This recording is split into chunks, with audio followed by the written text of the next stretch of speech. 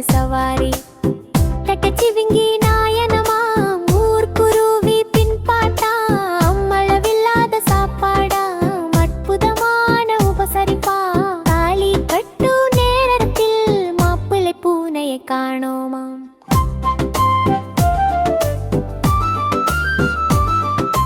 வந்தவர் எல்லாம் தேடினராம் வருத்தம் கொண்டு திரும்பினராம். பக்கத்து வீட்டு பாலைத்தான் திருதி அதுவும் குடித்ததுவாம். கையும் களவுமாய் பிடிபட்டு திரு திருவெனவும் முழித்ததுவாம். திருட்டு பூனைக்கு என் பெண்ணை திருமணம் செய்து தரமாட்டேன். வேண்டாம் இந்த சம்பந்தம் வெட்கக்கேடு போய் வரலாம்.